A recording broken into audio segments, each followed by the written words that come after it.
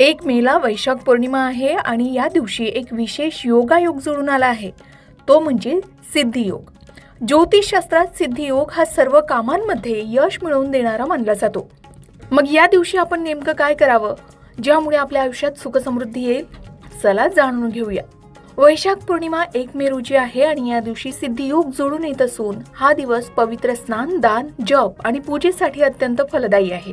या दिवशी भगवान श्री हरी विष्णू आणि देवी लक्ष्मीची पूजा केल्यानं सुख समृद्धी, धनवृद्धी आणि मानसिक शांतता लाभते असं सांगितलं जातं. या दिवशी दान धर्माला विशेष महत्त्व असून पिंपळाच्या झाडाची पूजा आणि तुळशीच्या झाडाचं पूजन करण्यालाही अत्यंत शुभ मानलं जातं. हिंदू पंचांगानुसार वैशाख शुक्ल पक्षाची पौर्णिमा तिथी 30 एप्रिल रोजी रात्री 9:13 सुरू होणार आहे आणि 1 मे रोजी रात्री 10:53 समाप्त होईल. उदय तिथीनुसार वैशाख पौर्णिमा ही शुक्रवारी 1 मे रोजी साजरी केली जाणार आहे. आता सिद्धियोग म्हणजे नेमकं काय? तर सिद्धियोगाचा अर्थच पूर्णत्व असा आहे. या मुहूर्तावर आपण जे काही संकल्प करतो किंवा जी काही सत्कर्म करतो त्यांची फळं आपल्याला निश्चितपणे मिळते. विशेषतः आर्थिक प्रगती, शिक्षण आणि कौटुंबिक शांततेसाठी हा काळ सर्वोत्तम मानला जातो. या दिवशी सकाळी लवकर उठून स्नान करावं. जर शक्य असेल तर पाण्यात थोडं गंगाजल टाकून स्नान करावं. वैशाख महिना हा दानासाठी श्रेष्ठ मानला जातो. या दिवशी छत्री, पाणी, चप्पल किंवा अन्नाचं दान केल्यानं पितृदोष दूर होतात आणि पुण्य लाभतं असं म्हणतात. त्याचबरोबर वैशाख पौर्णिमा हा भगवान श्री हरी विष्णूंना समर्पित आहे. या दिवशी घराच्या देवघरात तुपाचा दिवा लावावा.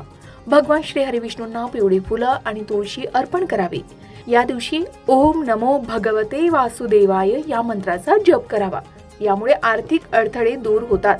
एवढंच नाही तर पौर्णिमेची रात्र म्हणजे चंद्राच्या पूर्ण कलेची रात्र. सिद्धियोगावर चंद्राला दूध आणि पाण्यानं अर्घ्य द्यावा. यामुळे मनाची चंचलता कमी होते आणि मानसिक ताण दूर होतात असं सांगितलं जातं. शिवाय असं म्हणतात की पौर्णिमेला पिंपळाच्या झाडावर देवी लक्ष्मीचा वास असतो. त्यासाठी एका तांब्यामध्ये पाणी घेऊन त्यात थोडं दूध आणि साखर मिसळावी आणि पिंपळाच्या मुळाशी अर्पण करावी. यामुळे घरात देवी लक्ष्मी स्थिर राहते असंही सांगितलं जातं.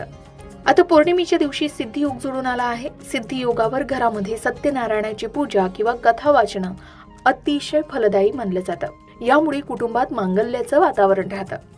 मग आपणही वैशाख पौर्णिमेला पवित्र स्नान करून, दान करून, भगवान श्री हरी विष्णू आणि देवी माता लक्ष्मीची पूजा करून, चंद्राला अर्घ्य देऊन, चंद्रदर्शन करून, पिंपळाच्या झाडाची पूजा करावी आणि सत्यनारायणाची कथा सुद्धा आपल्या घरी वाचन करावी.